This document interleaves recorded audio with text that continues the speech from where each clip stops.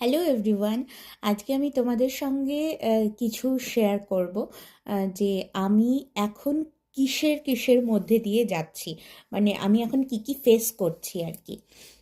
আমার এখন 5 months running চলছে। তো এই সময় আমার কি কি সিমটমস দেখা দিচ্ছে তোমাদের সঙ্গে সেটাই আজকে শেয়ার করতে এসছি। হ্যাঁ, তো প্রথমত হচ্ছে প্রচণ্ড ইউরিনের একটা প্রেশার থাকছে, যেটা মানে 20 মিনিটের অন্তর অন্তর আমাকে একবার করে টয়লেট যেতে হচ্ছে। কারণ প্রচুর পরিমাণে জল খেতে হচ্ছে। জল তো এখন বাধ্যতামূলক, ডিহাইড্রেশন একদম হওয়া যাবে না। আর খুব বেশি ওআরএস খাওয়াও যাবে না, কারণ ওআরএস খেলে অনেক সময় প্রেশার হাই হয়ে যেতে পারে, সুগার লেভেল হাই হয়ে যেতে পারে। সেই কারণে তো সেই জন্য জলটাই একমাত্র রাস্তা সব কিছুর মধ্যে। ডাবের জল খাওয়া যেতে পারে, ফলের রস, এগুলো তো আছেই, কিন্তু জলটা মূল উপাদান হিসেবে আমাদের ডিহাইড্রেশন রোধ করার একটা উপায় আর কি। আচ্ছা, সেই জন্য টয়লেট প্রচুর হচ্ছে।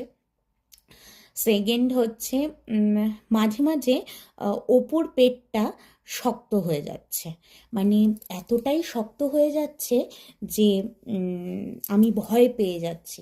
তো ডাক্তারের সঙ্গে যখন কনসাল্ট করলাম, ডাক্তার বলছে কিছুই না, ব্লোটিং হচ্ছে, এই কারণে পেটটা শক্ত হয়ে যাচ্ছে। যখনই এরকম শক্ত হয়ে যাবে তুমি একটু হাঁটা চলা করো, আর বেশি করে জল খাও, ফার্টের ব্যবস্থা করো। হ্যাঁ, এক্স্যাক্টলি।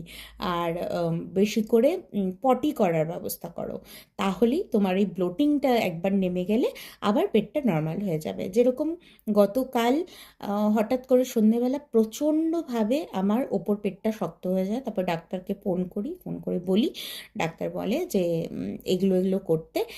এক্স্যাক্টলি রাতে আমার উপশম হয়নি, কিন্তু সকালবেলা আমি যখন ইউরিন পাস করি এবং ল্যাট্রিন পাস করি, তারপরে আমার পেটটা আবার নর্মাল হয়ে যায়। তো এরকম যদি কারো পেট শক্ত হয়ে যায়, ওপরের পেট, যদি ব্যথা না থাকে, ব্যথা থাকলে কিংবা অন্য কোনো সিমটমস হলে সেটা আলাদা ব্যাপার।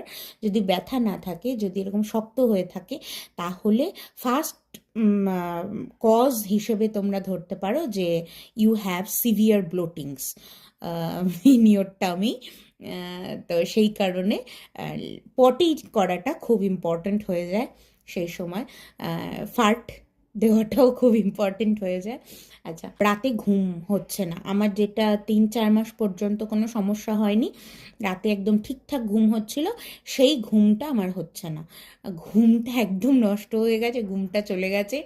রাতে 1 নাম্বার হচ্ছে ইউরিনের জন্য ঘুম হচ্ছে না, 2 নাম্বার হচ্ছে একটা অস্বস্তি ক্রিয়েট হয়েছে, সেই কারণে ঘুম হচ্ছে না ঠিকঠাক।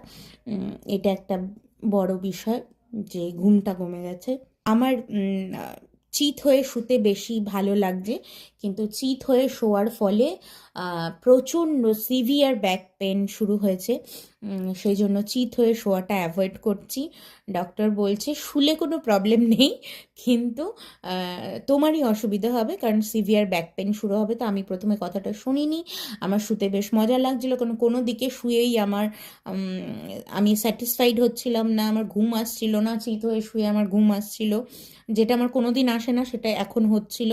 তো সেই জন্য আমি চিত হয়ে শুচ্ছিলাম, শোয়ার ফলে আমার প্রচণ্ডভাবে ব্যাক পেন শুরু হয়েছে, প্রচণ্ড, মানে এতটাই ব্যাক পেন হচ্ছে যে আমি 10-15 মিনিট দাঁড়িয়ে থাকলে আমাকে একটা চেয়ার নিয়ে বসতে হচ্ছে, এতটাই ব্যাক পেন শুরু হয়েছে। আমি সব কিছু এখন খেতে পারছি, যেগুলো আমি খেতে পারছিলাম না সেগুলো আমি এখন খেতে পারছি। হ্যাঁ, দুধটা আমি আগাগোড়াই খেতে পারি না সেরকম খুব একটা ভালো, তো দুধের কোনো জিনিসই আমি এখন খেতে পাচ্ছি না, এটাই ব্যাপার। দুধের কোনো জিনিস খেলে আমার অ্যাসিডিটির সমস্যা হচ্ছে। এ বাদে আমি টুকটাক সব জিনিসই খেতে পারছি, যেটা আগে খেতে পারছিলাম সেটা এখন খেতে পারছি না, সেটা হচ্ছে মুড়ি। আমি এই প্রথম 3 মাস প্রচণ্ড মুড়ি খেয়েছি, মানে এতটাই মুড়ি খেয়েছি যে এত নজিয়ার প্রবলেম ছিল, এত ভমিট হচ্ছিল যে আমি প্রচণ্ডভাবে উইক হয়ে যাচ্ছিলাম, কিছু খেতে পাচ্ছিলাম না। তো তখন একমাত্র আমার খাবার উপাদান ছিল হচ্ছে মুড়ি। সেটা আমি এখন খেতে পারছি না। মুড়ি খেলে আমার অ্যাসিড হচ্ছে। হ্যাঁ, স্ট্রেঞ্জ বাট ট্রু। মুড়ি খেলে অ্যাসিড হচ্ছে। দুধ খেতে পাচ্ছি না, দুধের কোনো জিনিস খেতে পাচ্ছি না। দিনের বেলায় ঘুম পাচ্ছে, চেয়ারে বসে থাকলে ঘুম পাচ্ছে, কিন্তু বিছানায় এলে আর ঘুম আসছে না। আমি পাগল হয়ে যাব। আমি নিজের সিমটমস দেখে আমি নিজে হেসে পাগল হয়ে যাচ্ছি। এই তো এখনকার সিমটমস। আর ভালো সব থেকে যেটা সুখকর, মানে হ্যাপিয়েস্ট কি বলবো অনুভূতি, সেটা হচ্ছে এখন আমি কিকটা ফিল করতে পারছি। তো সেই কারণে আমার খুব ভালো লাগছে।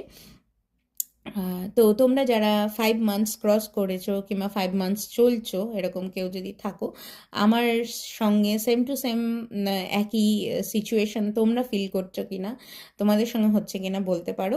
আর এই জিনিসগুলো হলে কেউ ভয় পেও না, ভয় পাওয়ার কোনো বিষয় নেই, এগুলো হবেই।